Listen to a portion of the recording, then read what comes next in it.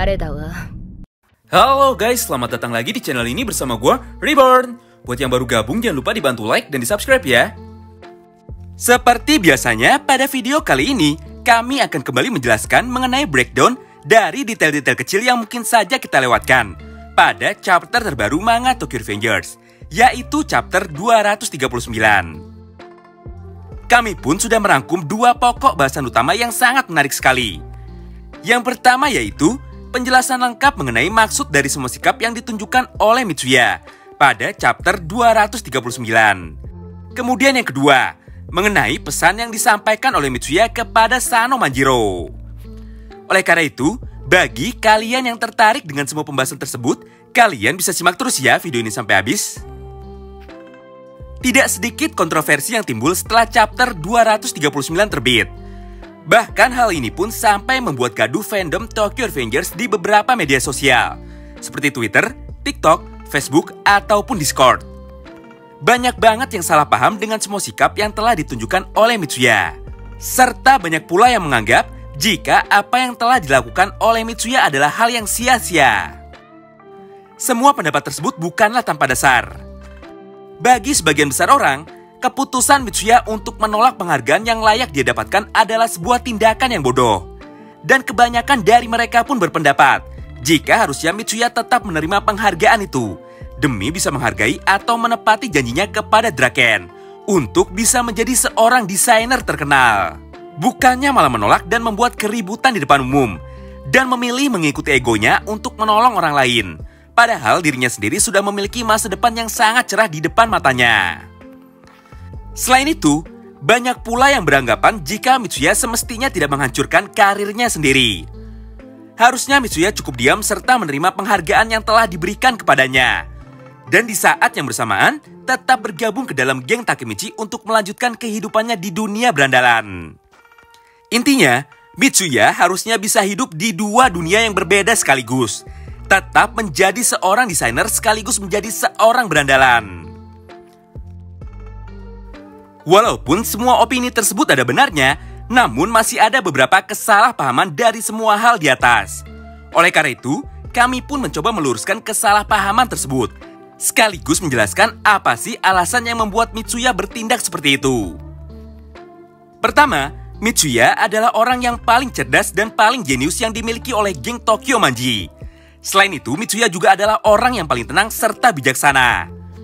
Mitsuya adalah tipikal orang yang berpikir dulu baru bertindak, tidak seperti Pachin ataupun Pehyan yang pukul dulu baru berpikir. Jadi sudah sangat jelas sekali jika semua tindakan yang dilakukan oleh Mitsuya pada chapter 239 pasti sudah dipertimbangkan dengan sangat matang oleh dirinya. Kedua, kultur atau budaya di Jepang sangat berbeda sekali dengan budaya di Eropa. Di Jepang, organisasi kriminal seperti Yakuza, Mafia, Triad, bahkan sampai Bosozoku adalah hal yang tabu untuk dibicarakan. Tidak ada satupun orang yang mau mempunyai hubungan atau berurusan dengan organisasi-organisasi tersebut. Hal mengenai ini pun bahkan sudah dijelaskan secara langsung di manganya. Di mana pada panel ini terlihat para penonton yang mulai bergosip dan membicarakan penampilan dari Mitsuya yang baru saja keluar dari belakang panggung untuk menerima penghargaan.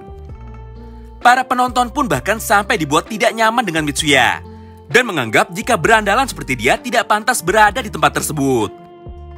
Intinya, pada budaya Jepang, hidup adalah sebuah pilihan. Ketika kita memutuskan untuk hidup di dunia berandalan, maka sangat mustahil untuk bisa berkarir atau menjalani hidup seperti orang normal lainnya. Begitupun sebaliknya. Mereka semua pun memegang sebuah prinsip hidup yang sangat menarik. When you gain something, you will lose something. Atau jika diartikan ke bahasa Indonesia, jika kau mendapatkan sesuatu, maka kau akan kehilangan atau mengorbankan sesuatu. Sangat mustahil sekali jika Mitsuya bisa hidup di dua dunia berbeda, yaitu berkarir di dunia fashion sekaligus hidup menjadi seorang berandalan. Jadi sudah jelas ya, Mitsuya bukanlah orang yang bodoh. Dia hanya menjalankan sebuah prinsip hidup seperti orang Jepang pada umumnya, dengan cara mengorbankan karirnya demi bisa menolong sahabatnya.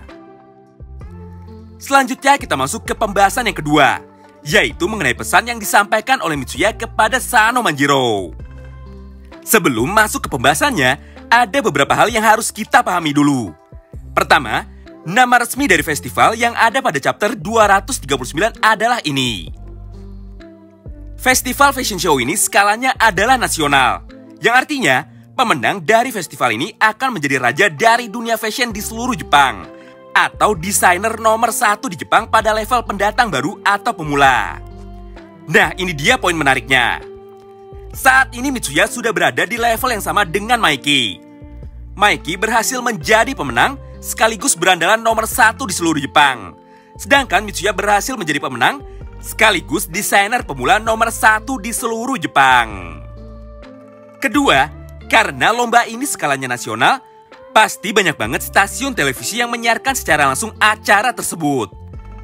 Apapun yang terjadi di festival itu, pasti akan diketahui oleh semua orang yang tinggal di Jepang. Sebagai orang yang jenius sekaligus ahli strategi, Mitsuya pun akhirnya menyiapkan serta menyusun sebuah rencana besar. Mitsuya menggunakan festival itu untuk menyampaikan pesannya kepada Maiki dan juga geng Kanto Manji, bahwa dirinya sudah kembali ke dunia berandalan dan dirinya bersama geng Thousand Winter akan kembali datang untuk bertarung melawan geng Kanto Manji. Hal mengenai itu bisa kita lihat dari isi pidato yang disampaikan oleh Mitsuya pada akhir chapter. Di mana pada panel itu Mitsuya berkata, "Setinggi atau sebesar apapun penghargaan yang kau terima, jika kau mengabaikan temanmu, maka kau lebih rendah dari sampah." Artinya, Maiki saat ini memilih untuk meninggalkan atau mengabaikan semua teman-temannya, hanya demi bisa menjadi raja sekaligus berandalan nomor 1 di seluruh Jepang. Maka Maiki lebih rendah dari sampah.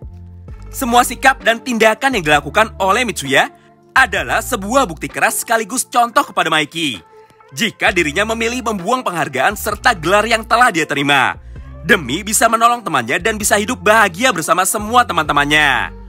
Walaupun tidak bisa bertemu secara langsung, namun dengan disiarkannya acara ini ke seluruh Jepang, maka semua pesan yang telah disampaikan oleh Mitsuya pasti bisa sampai dan didengar oleh Sano Manjiro.